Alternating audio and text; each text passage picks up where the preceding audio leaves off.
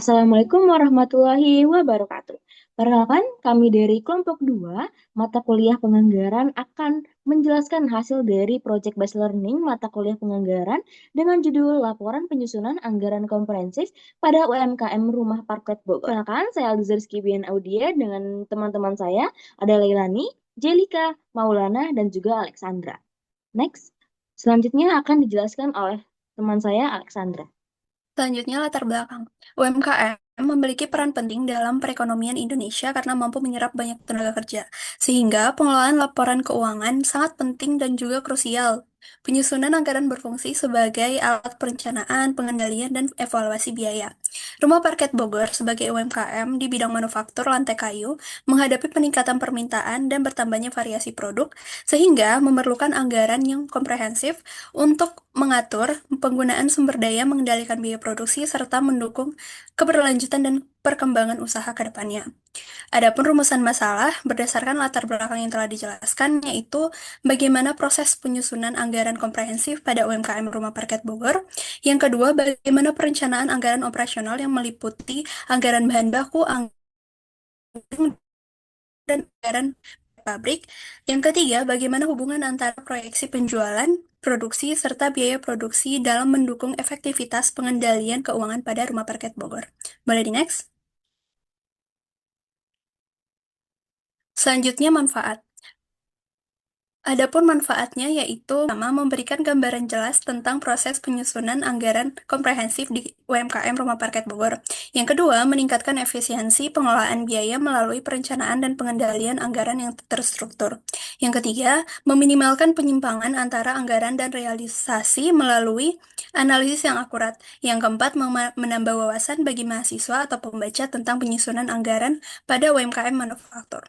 Tujuannya yaitu mendeskripsikan dan menganalisis perencanaan anggaran operasional pada UMKM Rumah Parket Bogor, yaitu bahan baku, tenaga kerja langsung, dan biaya overhead. Yang kedua, menganalisis penyusunan anggaran operasional yang mencakup anggaran bahan baku, tenaga kerja langsung, dan biaya overhead. Yang ketiga, mengidentifikasi dan mengevaluasi keterkaitan antara anggaran penjualan, produksi, dan biaya sebagai dasar perencanaan serta pengendalian keuangan perusahaan. Boleh di next? Selanjutnya, penganggaran atau budgeting. Penganggaran merupakan instrumen penting dalam manajemen keuangan yang berfungsi sebagai pedoman untuk mengalokasikan sumber daya secara efektif dan efisien. Melalui proses ini, perusahaan dapat memperkirakan pendapatan, mengendalikan biaya, serta menetapkan langkah-langkah untuk mencapai tujuan organisasi. Secara konsep, penganggaran memiliki keterkaitan erat dengan perencanaan strategis dan operasional, di mana perencanaan strategis berfungsi pada tujuan jangka panjang, sementara penganggaran menerjemahkannya ke dalam rencana kuantitatif jangka pendek yang dapat dilaksanakan oleh setiap unit kerja. Boleh di next?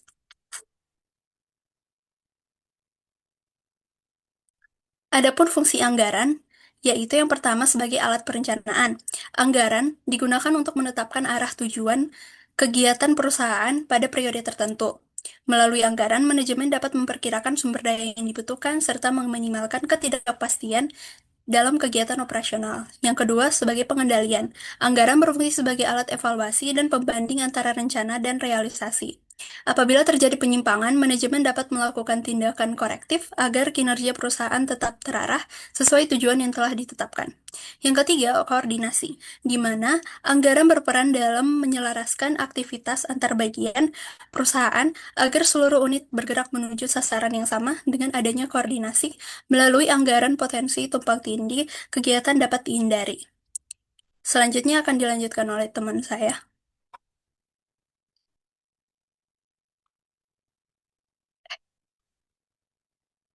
Selanjutnya jenis anggaran. Yang pertama, anggaran penjualan. Anggaran penjualan menjadi dasar bagi anggaran lainnya karena seluruh aktivitas operasional berawal dari proyeksi penjualan. Menurut Eldon et al.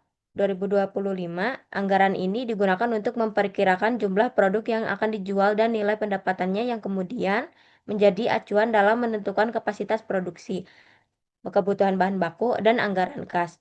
Yang kedua, anggaran produksi. Anggaran produksi disusun berdasarkan target penjualan dan berfungsi untuk menentukan jumlah produk yang perlu diproduksi agar permintaan pasar terpenuhi, dan persediaan tetap optimal. Menurut Eldon et al. 2025, anggaran ini juga menjadi pedoman bagi Departemen Produksi dalam mengalokasikan sumber daya seperti tenaga kerja, bahan baku, dan kapasitas mesin. Yang ketiga, anggaran bahan baku. Anggaran bahan baku merupakan turunan langsung dari anggaran produksi. Menurut Eldon et al. 2025, anggaran bahan baku berfungsi untuk memperkirakan jumlah bahan yang dibutuhkan, kapan bahan tersebut harus dibeli, serta berapa biaya yang akan dikeluarkan. Anggaran ini menjadi dasar dalam penyusunan anggaran kas dan harga pokok produksi. Yang keempat, anggaran tenaga kerja langsung, yang merupakan rencana yang merinci kebutuhan jumlah tenaga kerja, jam kerja, serta total gaji bagi pekerja yang terlibat langsung dalam proses produksi. Penyusunan anggaran tenaga kerja yang baik membantu perusahaan dalam mengawasi biaya tenaga kerja, meningkatkan efisiensi pengguna tenaga kerja, serta memastikan perhitungan harga pokok produksi dilakukan secara tepat. Yang kelima, anggaran BOP. Anggaran BOP pabrik. Anggaran biaya overhead pabrik merupakan sebuah perencanaan terperinci yang mencakup seluruh biaya yang tidak langsung yang timbul akibat proses produksi. Menurut Adnyana 2020, biaya overhead pabrik Biaya overhead pabrik atau BOP didefinisikan sebagai semua biaya yang terjadi di pabrik, yang tidak termasuk biaya bahan baku langsung dan biaya tenaga kerja langsung. Yang keenam, anggaran laba rugi. Penyusunan anggaran laba rugi memiliki peran penting dalam manajemen keuangan perusahaan. Menurut Eldon et al. 2025, anggaran ini berfungsi sebagai instrumen esensial yang digunakan untuk perencanaan, koordinasi, sekaligus pengendalian kinerja perusahaan. Anggaran laba rugi ini menyajikan estimasi pendapatan, harga pokok, biaya-biaya, dan laba bersih perusahaan di periode tertentu. Selanjutnya, metode pengumpulan data. Yang pertama, jenis penelitiannya.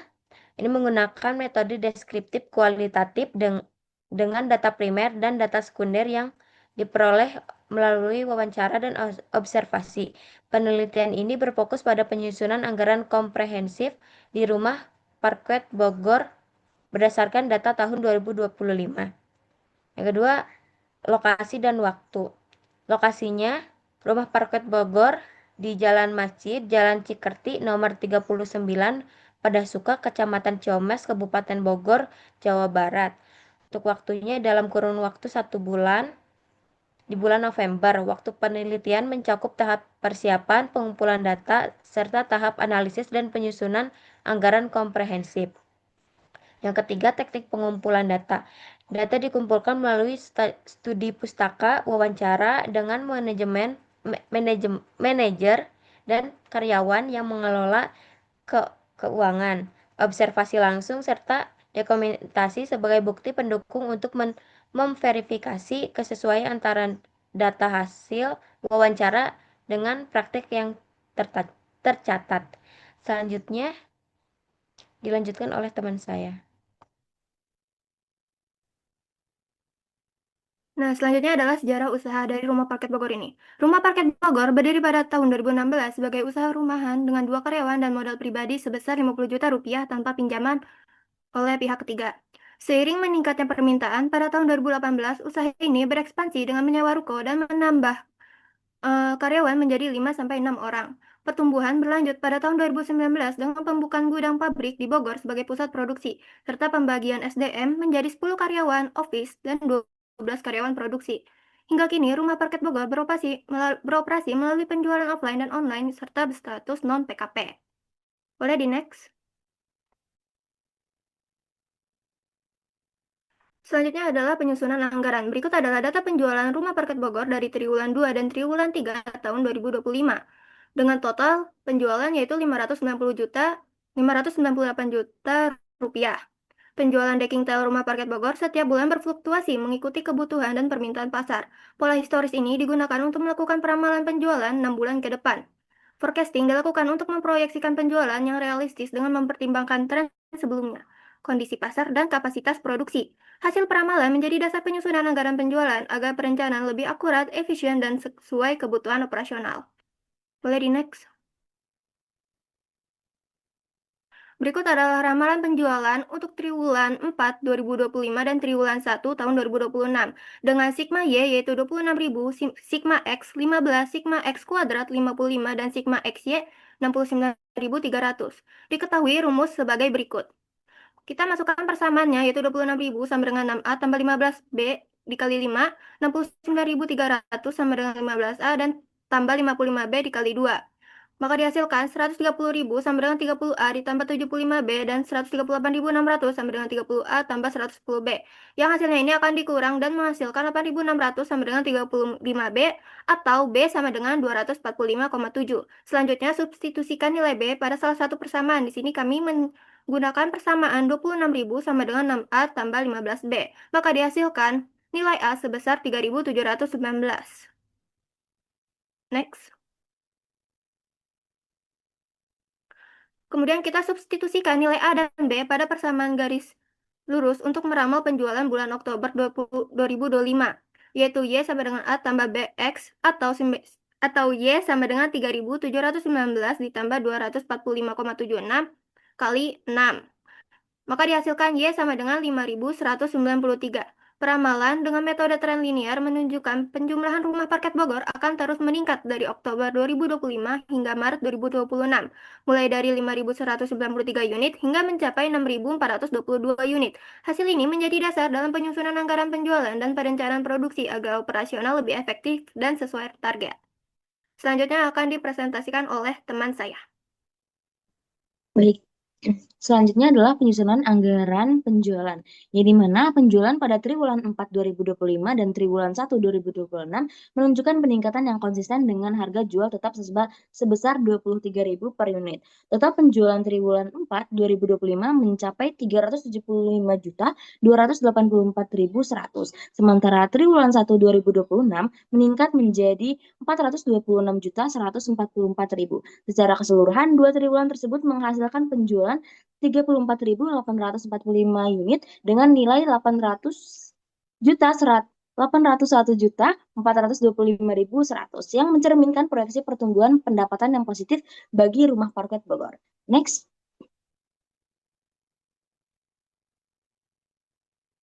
Nah, selanjutnya adalah proyeksi sediaan produk untuk kita mengetahui anggaran produksi. Total penjualan periode tersebut mencapai 34.845 unit dan setelah pemperhitungan persediaan awal serta kebutuhan keseluruhan, jumlah produksi yang diperlukan adalah 34.773 unit untuk mencapai target persediaan akhir 583 unit.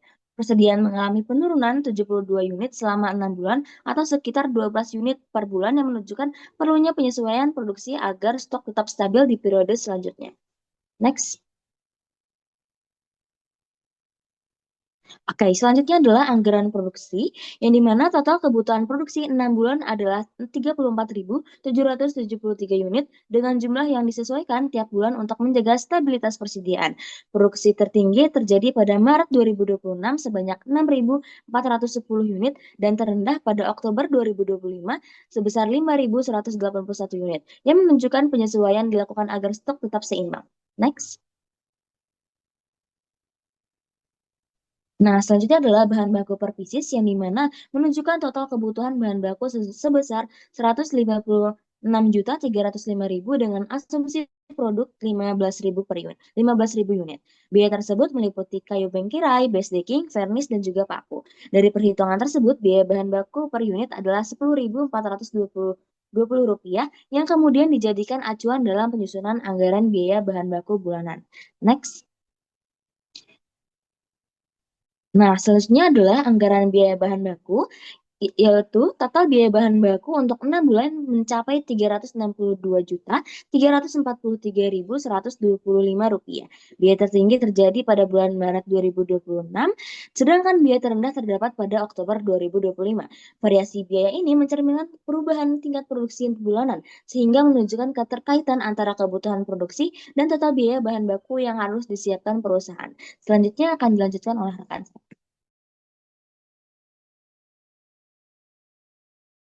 Selanjutnya, anggaran biaya tenaga kerja langsung. Anggaran tenaga kerja langsung ini menunjukkan total biaya sebesar 104.315.000 untuk periode 6 bulan, dengan rincian triwulan 4 2025 sebesar 48.843.000 dan triwulan 1 2026 sebesar 55.476.000.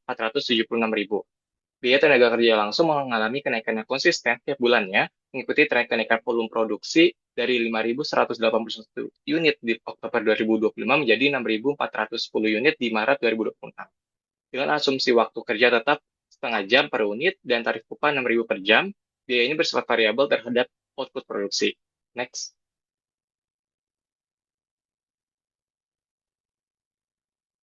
Selanjutnya, biaya overhead pabrik. Biaya overhead pabrik sendiri menunjukkan karakteristik biaya tetap dengan nilai konstan sebesar Rp15.879.167 per bulannya selama periode 6 bulan. Komposisi BOP didominasi oleh tenaga kerja langsung sebesar 44,08% dan bahan bakar 31,49%. Next. Selanjutnya untuk harga pokok produksi. Total harga pokok produksi untuk 6 bulan mencapai Rp561.937.128 dengan komposisi tertinggi di triwulan 1 2026 sebesar Rp295.806.306, sedangkan triwulan 4 2025 sebesar Rp266.130.822. Struktur biaya menunjukkan dominasi biaya bahan baku, diikuti oleh biaya overhead pabrik dan biaya tenaga kerja langsung. Next.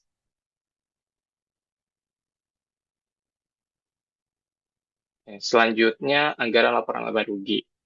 Anggaran laba rugi ini sendiri mencerminkan kinerja keuangan yang positif dengan pertumbuhan laba bersih yang konsisten dari Rp20.524.137 pada Oktober 2025 menjadi Rp32.301.082 pada Maret 2026. Total laba bersih yang diproyeksikan untuk 6 bulan mencapai Rp158.495.307 dengan kontribusi lebih besar di triwulan 1 2026 sebesar Rp89.844.774 dibanding triwulan 4 2025 sebesar Rp68.650.533. Next. Oke, kesimpulannya, perusahaan Rumah Parkir Bogor sendiri berhasil menerapkan perencanaan keuangan yang efektif, terlihat dari proyeksi penjualan yang terus meningkat dari 5.193 unit pada Oktober 2025 menjadi 6.422 unit pada Maret 2026. Produksi direncanakan secara optimal dengan total kebutuhan 34.773 unit untuk 6 bulan, dan struktur biaya produksi menunjukkan efisiensi terdiri dari 64,48% biaya bahan baku, 18,56% overhead pabrik, dan 16,96% tenaga kerja langsung dengan total biaya Rp561.937.128. Kinerja keuangan juga positif ditunjukkan oleh kenaikan laba bersih bulanan dari Rp20.524.137 menjadi Rp31.301.082 dan menghasilkan total laba bersih Rp158.495.307. Adapun beberapa saran yang dapat dipertimbangkan untuk meningkatkan efektivitas penganggaran. Perusahaan dapat mengoptimalkan penggunaan bahan bakar dalam proses produksi, terus meningkatkan produktivitas tenaga kerja melalui pelatihan dan peninjauan standar waktu kerja, menerapkan pengelolaan persediaan yang lebih dinamis dengan pemantauan real-time agar stok selalu selaras dengan fluktuasi permintaan, dan yang terakhir, monitoring anggaran secara berkala antara rencana dan realisasi perlu dilakukan untuk mendeteksi potensi penyimpangan sejak dini. Next.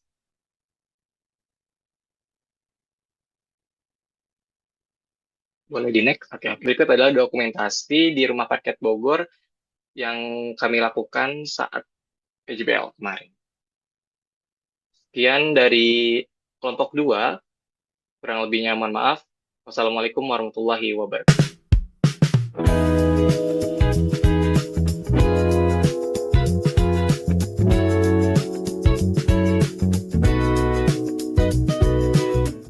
Halo guys, jadi kita lagi turlap di Rumah Parkir Bogor.